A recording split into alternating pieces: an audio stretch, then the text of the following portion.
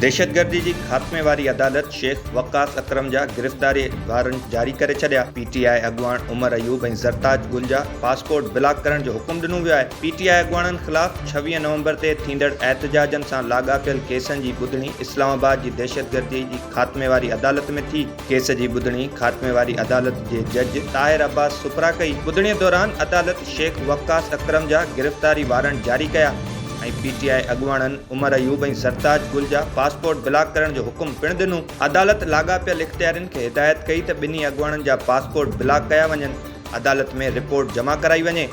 अदालत ईंदड़ ॿुधणीअ ते सभिनी धुरनि खे तलब कयो आहे। केस जी ॿुधणी 3 दिसंबर ताईं मुलतवी कई वई आहे। 27वीं आईनी तरमीम जे मामले ते सुप्रीम कोर्ट जे justice Athar Minallah chief justice of Pakistan Yahya Afridi खे ख़त लिखी पंहिंजे ख़दशनि जो इज़हार करे छॾियो। जस्टिस अतर मिनल्ला 8 नवंबर ते चीफ जस्टिस ऑफ पाकिस्तान खे 27वीं आईनी तरमीम जे हवाले सां लिखियल ख़त में चयो आहे त सुप्रीम कोर्ट आम अवाम सां न पर ताक़तवर धुरियुनि सां गॾु बीठी हुई। ज़ुल्फ़कार अली भुट्टो जी अदालती फांसी अदलिया जो नाक़ाबिले माफ़ी जोॻो ॾोहो आहे। बेनज़ीर भुट्टो, नवाज़ शरीफ़, मरियम नवाज़ ख़िलाफ़ कार्रवाइयूं बि साॻियुनि ज़ंजीरनि जूं कड़ियूं आहिनि, जॾहिं त पीटीआई जे बानीअ ख़िलाफ़ कार्रवाइयूं हिन ज़ुल्म जो हिसो आहिनि। हुन ख़त में लिखियो आहे त इस्लामाबाद हाई कोर्ट खे अवामी एतमाद हासिल करण लाइ निशानो बणायो वियो। बहादुर जजनि जा ख़त ऐं एतराफ़ सुप्रीम कोर्ट जे ज़मीर ते बार आहिनि। सुप्रीम कोर्ट जे जज पंहिंजे ख़त में लिखियो आहे त ॿाहिरीं मुदाख़लत हाणे राज़ नाहे रही, इहा हिकु लिखियल हक़ीक़त आहे। हिकु जज जेको सच ॻाल्हाए थो उहो इंतकाम जो निशानो बणिजी वेंदो आहे। हिकु जज जेको सिस्टम आॾो नथो झुके उन ख़िलाफ़ एहतसाब जो हथियार इस्तेमालु कयो वञे थो। वाज़े रहे त जस्टिस मंसूर अली शाह जी तजवीज़ कयल 27वीं आईनी तरमीम बाबति चीफ जस्टिस खे लिखियल ख़त बि गुज़िरियल ॾींहुं साम्हूं आयो, जंहिंमें हुन चयो त जेकॾहिं अदलिया मुतहद न रही त उन जी आज़ादी ऐं फ़ैसिला मुतासिर थींदा। तजवीज़ कयल आईनी तरमीम ते अदलिया सां बाज़ाब्ता तौर ते सलाह मशवरो कयो वञे। वज़ीर आज़म मोहम्मद शहबाज शरीफ़ चयो आहे त जेकॾहिं अफ़गान हुकूमत टीटीपी ऐं ॿियनि धुरियुनि ख़िलाफ़ असराइती कार्रवाई करे त पाकिस्तान ताउन करण लाइ तयारु आहे। बैनुल पार्लियामानी स्पीकर्स कॉन्फ्रेंस खे ख़िताब कंदे वज़ीर आज़म शहबाज शरीफ़ चयो त अमन, सलामती ऐं तरक़ीअ जे मसइले ते पार्लियामानी अॻुवाणनि खे हिकु प्लेटफॉर्म ते आणणु पाकिस्तान लाइ फ़ख्र जी ॻाल्हि आहे। अमन ऐं इस्तिकाम पाइदार तरक़ीअ जो बुनियादु आहिनि।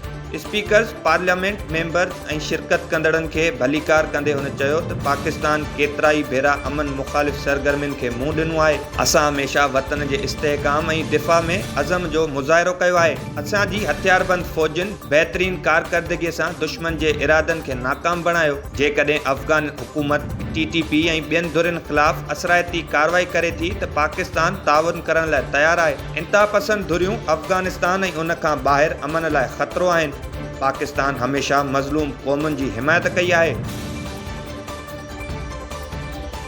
पीटीआई अॻुवाण असद कैसर चयो आहे त 27वीं आईनी तरमीम सां अदालतुनि खे इंतिज़ामिया हेठि आंदो वेंदो। हाणे सिर्फ़ अलाह जी अदालत बाक़ी रही आहे। अदालत में पेशीअ जे मौक़े ते मीडिया सां ॻाल्हाईंदे पाकिस्तान तहरीक इंसाफ़ जे अॻुवाण ऐं अॻूणे स्पीकर क़ौमी असेंबली असद कैसर 27वीं आईनी तरमीम ते सख़्त तनक़ीद कई। हुननि चयो त तरमीम में अवाम लाइ कुझु बि नाहे रखियो वियो, बल्कि अदालतुनि खे इंतिज़ामिया हेठि आंदो वेंदो। हाणे माण्हुनि खे इंसाफ़ लाइ तमामु घणा धिका खाइणा पवंदा। जेकॾहिं पिशावर मां कंहिं जज खे इस्लामाबाद या पंजाब मुंतक़िल कयो वञे त हू छा सोचींदो, हू कीअं कमु कंदो। हाणे सिर्फ़ अलाह जी अदालत बची आहे। 27वीं आईनी तरमीम लाइ 2 सेनेटर्स खे दॿाउ में आंदो वियो, इन करे तरमीम कई वई आहे। अरिड़हीं तरमीम सभिनी सियासी पार्टियुनि जी रज़ामंदीअ सां कई वई। अॻूणे स्पीकर असद कैसर चयो त 1973 जे आईन ज़ुल्फ़कार अली भुट्टो जो तोहफ़ो हुयो। बिलावल भुट्टो पंहिंजे ॾाॾे जी कामयाबियुनि खे दफ़न कयो आहे। एमल वली ख़ान बि हिन 27वीं आईनी तरमीम जी हिमायत कई। सैफुल्ला अबड़ो खे पार्टीअ मां कढियो वियो आहे। संदुसि ख़िलाफ़ कार्रवाई कई वेंदी। जरगो असांजी रिवायत आहे। अफ़गानिस्तान सां मामला सही नाहिनि थिया। असां चाहियूं था त असां सभिनी मकतब फ़िक्र जा माण्हू जरगे में हिसो वठूं। सिक्योरिटी फोर्सिस जो वाना कैडेट कॉलेज ते हमिलो कंदड़ 3 दहशतगर्दनि ख़िलाफ़ ऑपरेशन जारी आहे। ऑपरेशन जो मक़सदु शागिर्दनि खे महफ़ूज़ रखणु आहे।